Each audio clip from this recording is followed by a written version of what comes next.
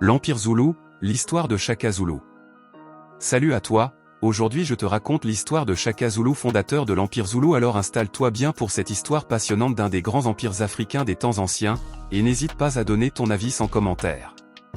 Shaka Kassanzanga Kona, également connu sous le nom de Shaka Zulu, serait issu d'une union illégitime entre Nandi, princesse Langeni, et Sanzanga Kona, chef du clan des Zoulous, une fraction du peuple Nguni qui peupla l'Afrique du Sud du XIIIe au XVIIIe siècle. D'après la légende, il aurait été considéré comme un bâtard, rejeté et humilié par son père, régulièrement maltraité par ses camarades d'eux. Ces expériences l'endurciront et marqueront sa personnalité d'une soif de vengeance. La mère de Shaka, Nandi, était une princesse autoritaire. Elle s'est fâchée avec son mari et avec ses coépouses, ce pourquoi elle a été répudiée.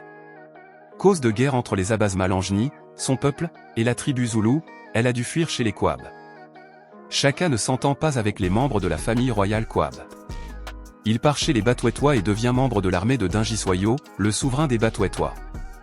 En effet, il est incorporé au sortir de l'adolescence dans le régiment Batouetois des Izichoué et il devient rapidement le guerrier le plus remarquable de l'armée de Dingiswayo.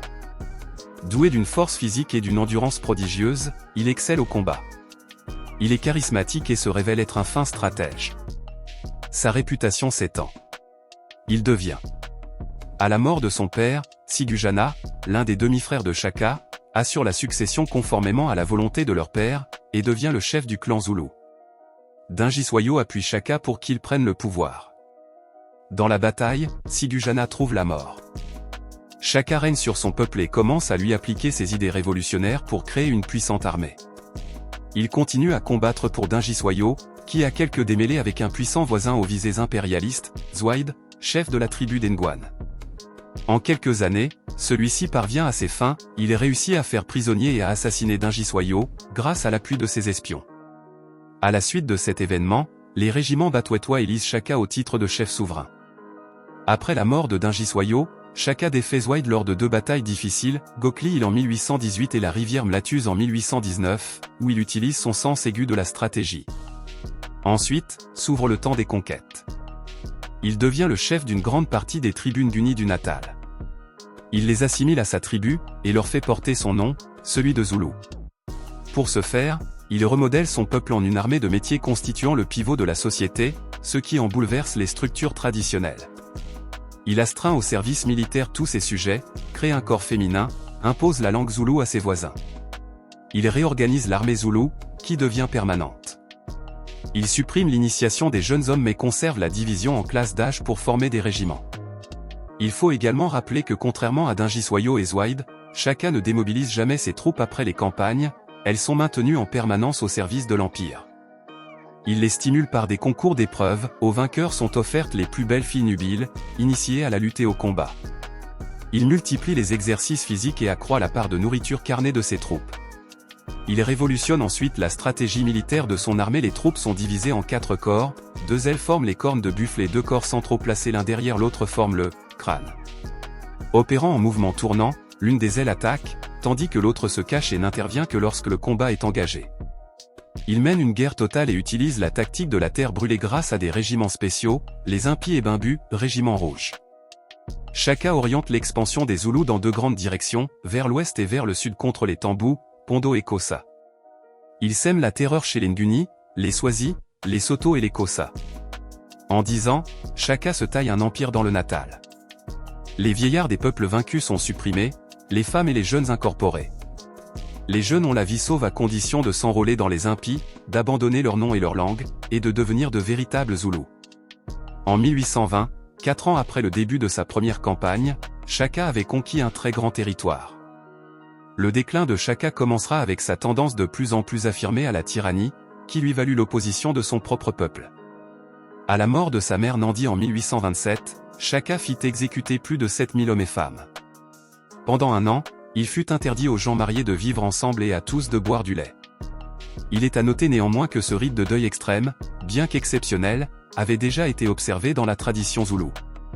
Les circonstances de sa mort, survenue en 1828, sont floues. Shaka serait mort poignardé par ses demi-frères Dingan et Mlangan, victime d'un complot orchestré par ses frères et sa tante Mkabayi, avec l'aide d'un de ses hommes de confiance, Bopa. Shaka fut un chef charismatique, un bon stratège et logisticien, fondateur d'une nation de 250 000 personnes, comprenant une armée de 40 000 guerriers, détruisant les tribus voisines autour de lui, assimilant les survivants. Son règne de 10 ans a entraîné un nombre massif de morts, principalement en raison des perturbations causées par les Zoulous dans les tribus voisines, bien que le nombre exact de morts soit un sujet de controverse entre chercheurs. D'autres décès non quantifiables se sont produits lors de migrations tribales massives pour échapper à ses armées. Son action influença la vie et le destin de régions entières de l'Afrique australe. Après Shaka, l'Empire aura à sa tête de nouveaux rois, donc Mlangana, l'un des demi-frères de Shaka responsable de son assassinat, et bien d'autres encore. L'Empire mènera d'autres guerres, donc celle contre les Britanniques. La guerre anglo-zoulou est un conflit militaire qui oppose les forces de l'Empire britannique et celles du royaume zoulou en 1879 dans l'actuelle Afrique du Sud. Pendant cette guerre sera livrée la féroce bataille d'Isandlwana qui se soldera par l'une des plus grandes défaites des colons britanniques. Mais au prochain affrontement, ils sont à leur tour sévèrement battus le lendemain à Rorke's Drift.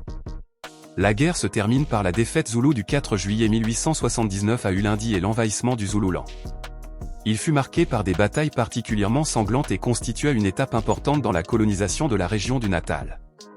La guerre annonça le début du déclin du royaume zoulou qui sera annexé définitivement en 1897. Shaka a été un symbole important dans la lutte idéologique entre les Noirs et les Blancs en Afrique du Sud. La réception de son histoire fut révélatrice des tensions raciales qui animaient l'Afrique méridionale. D'un côté, les historiens Beur concentraient leur historiographie du personnage sur les atrocités qu'il a pu commettre, le diabolisaient et le présentaient comme un tyran barbare, de l'autre les Zoulous le présentaient comme un grand héros, un personnage semi-légendaire, un fabuleux guerrier auquel on peut faire remonter la fierté de la nation. Dans les années 1960 à 1970, Shaka devient un personnage important de la revendication africaine. De nombreux écrivains s'emparent du personnage. Les sources de ce récit. Wikipédia. Deutschwelle. Mofolo 2010. Jean Sévry, Shaka, empereur des Zoulous Histoire. Night 1994, p. 49. Tidiane Impr. Corley, l'Empire de Shaka Zoulou. Max Gluckman, The Rise of Zulu Empire. Night 1994, p. 24. Homer Cooper 1966, p. 12-86. Cobbing 1988, p. 487 à 519. Nigel Cawthorne, Military Commander, The 100 Greatest True History, p. 112-113. Journal de Bryant qui a rencontré Shaka de son vivant. Finney Fauvel Aymar. Merci d'avoir écouté cette histoire passionnante jusqu'à la fin et à la prochaine pour une nouvelle histoire.